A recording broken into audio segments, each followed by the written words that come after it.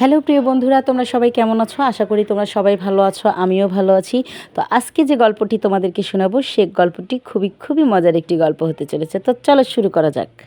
তার আগে বলে নিচ্ছি, আজকের গল্পটা হচ্ছে আমার দাদা শ্বশুর। সে হচ্ছে খুবই রোমান্টিক একজন মানুষ। আমি যখন এ বাড়িতে প্রথম বউ হয়ে এলাম, আমাকে পছন্দ আমার দাদা শ্বশুরই করেন। আমার স্বামী তো বিয়ে করবে কি করবে না এরকম একটা ভাব তার ভিতরে, কিন্তু আমার দাদা শ্বশুর একদম ছেড়ে দেওয়ার পাত্র নয়। উনি বলেছে এই বিয়ে আমি করিয়েই ছাড়ব। এমনকি উনি ওনার কথায় একদম বহাল থেকেছে, আমাকে বিয়ে করিয়ে এই বাড়িতে তার নাতির বউ হিসেবে নিয়েও এসেছে। এই বাড়িতে আসার পর আমি যা পেয়েছি সেটাই তোমাদের সঙ্গে শেয়ার করব। তো আমার স্বামী হচ্ছে দেশের বাহিরেই থাকেন। উনি আমার বিয়ের 2.5 মাস পর হচ্ছে চলে যায়। আমরা এই 2.5 মাস একসঙ্গে ছিলাম। আমার স্বামী যেহেতু ওনার মতের বিরুদ্ধে আমাকে বিয়ে দেওয়া হয়েছে, উনি খুব বেশি একটা মানে আমাকে নিয়ে সুখী না, এটা ওনাকে দেখলে বোঝা যেত। তো আমি মাঝে ওনাকে বলতাম, আমি তো জোর করে এ বাড়িতে আসিনি, তোমার দাদা আমাকে এ বাড়িতে এনেছে। তো আমাকে বলতো, আমার দাদা এনেছে, আমার দাদার কাছে যাও না, আমার দাদাকে নিয়ে থাকো না। আমি বলতাম, এটা কেমন কথা? তোমার দাদা ঠিকই এনেছে তো তোমার জন্যেই, তোমার বউকে এনেছে। আমি কি তোমার দাদার বউ হয়ে এসেছি বাড়িতে যে তোমার দাদার সঙ্গে থাকবো, তোমার দাদার কাছে থাকবো? এটা কেমন কথা বলো? যাক, প্রথম কয়েকদিন কোনো কিছু না বললেও যখনই 2 সপ্তাহ কেটে গেল, তারপর থেকেই 2-1টা কথা এভাবে ওর আর আমার মধ্যে হতো। আমার স্বামীর নাম ছিল রানা। রানাকে আমি বলতাম, রানা দেখো, যা হবার হয়ে গেছে। আমার মনে হয় আমাদের দাম্পত্য জীবনটা সামনে কিভাবে ভালো হবে আমরা সেটা প্ল্যান করে সামনে এগিয়ে যাই, আমাদের জন্য বেটার হবে। কিন্তু আমার স্বামী মানতে নারাজ। আমার স্বামীর সঙ্গে লিজা নামের একটি মেয়ের অ্যাফেয়ার ছিল। প্রায় সময়ই ফোন আসতো, আর ও ফোনটা আসতে দেরি, ঘর থেকে বের হয়ে যেতে দেরি নেই। একদিন ঠিক পিছু আমি গেলাম। যাওয়ার পরে যে দৃশ্য দেখতে পেলাম সেটাই হচ্ছে সবথেকে বড় ব্যাপার। আমি গেলাম, যে দেখলাম যে দোতলা এক বাসায় সে ঢুকলো। যদিও বাসাটা দোতলা ছিল, বাট খুব সুন্দর একটি বাসা ছিল। আমি জানতাম না যে আসলে এই বাসাটা রানা নিজেই করেছে, এমনকি ওই মেয়েটাকে এখানে নিজেই রেখেছে। তারপরে যেটা আরও জানতে পারলাম সেটা আরও রহস্যময় ঘটনা। ঢুকলো, এখন যেহেতু ফ্ল্যাট বাড়ি, আমি তো আর ঢুকতে পারি না সেখানে, কিভাবে কি দেখব। যাই হোক, উনি গেল, আমি দেখলাম। দেখার পর ওখান থেকে চলে এলাম। আসার পর বাড়িতে চুপচাপ কাজ করতেছি, রান্নাঘরে কাঁদতেছি। দাদু, সে তো খুবই স্ট্রং একজন মানুষ, আমার দাদি শাশুড়ি মা ছিলেন না, স্ট্রং একজন মানুষ। তো দাদা প্রায় 2 দিন বিষয়টা অবজারভেশন করে আমাকে বলেছে, কি হয়েছে বল দেখি আমাকে। আমি বললাম, না দাদা, তেমন কিছু হয়নি। দাদা আবারও বলছে, কি হয়েছে আমাকে বল।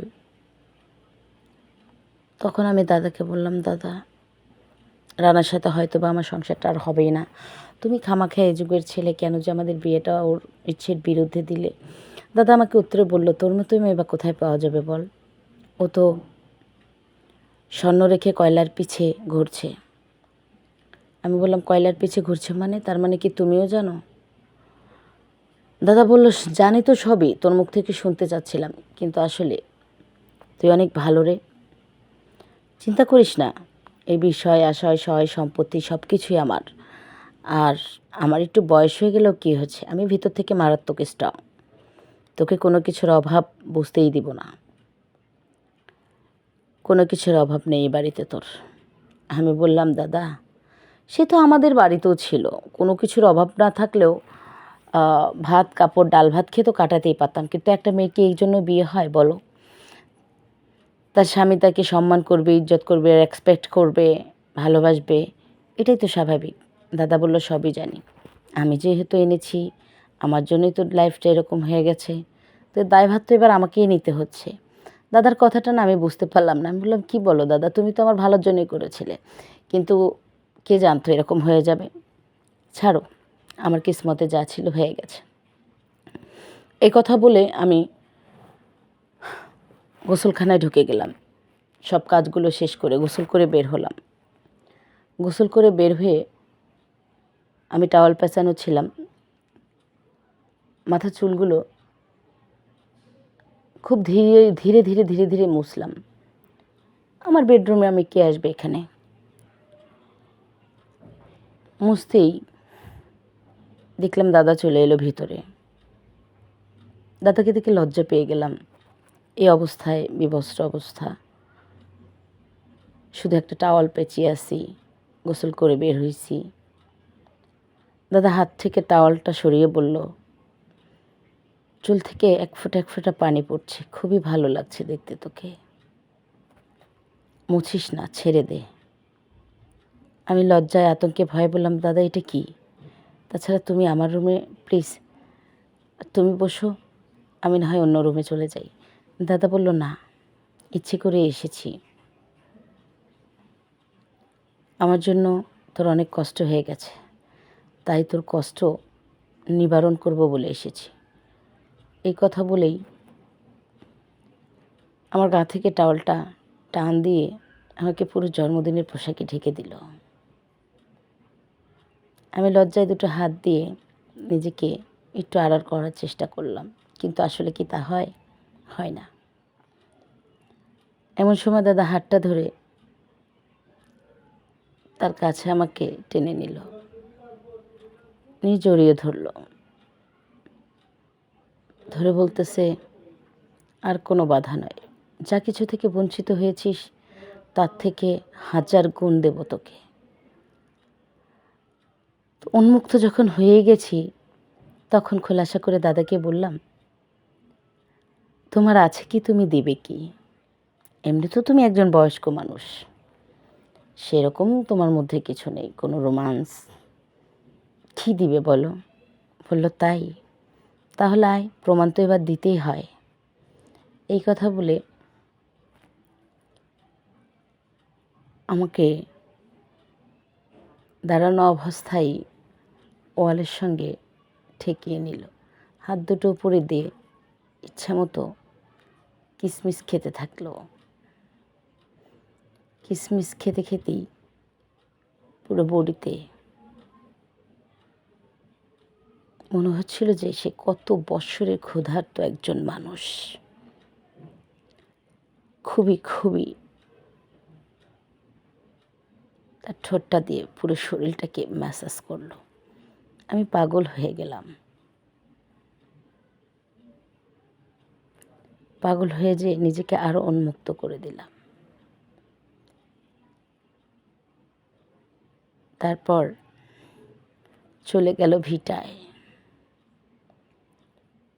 ভিটার মধ্যে ছোট্ট পুকুরে ডুব দিল।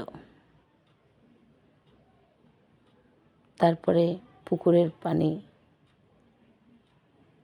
চুষণ করে খাচ্ছে। খাওয়ার পর মেশিন সেট করে দিল, দিয়ে স্টার্ট করলো। করার পর পাক্কা, এই বয়সেও এত দিন যাবৎ যার স্ত্রী নেই, সে কি করে পাক্কা 2টা ঘন্টা তার মেশিন স্টার্ট রাখে।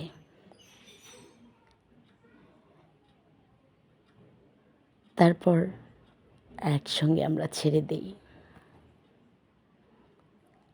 তারপর সেদিন পুরো রাতই আমার দাদা আমার সঙ্গে ছিল, আমার দাদা শ্বশুর থাকার পর সেদিন রাত্রে আমরা মোটামুটি 4 বার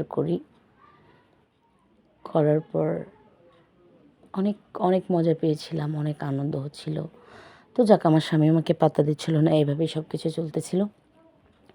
তারপর আমার দাদা শ্বশুরের সঙ্গে আমি এ বাড়িতে মোটামুটি এভাবেই দিন কাটাই। আমার হাজব্যান্ড তো চলেই গেল, ওই মহিলাকে নিয়ে ফোনে অনেক কথা কাটাকাটি হয়, ওর সাথে আর এটা নিয়ে কোনো মার্কেটিং করিনি।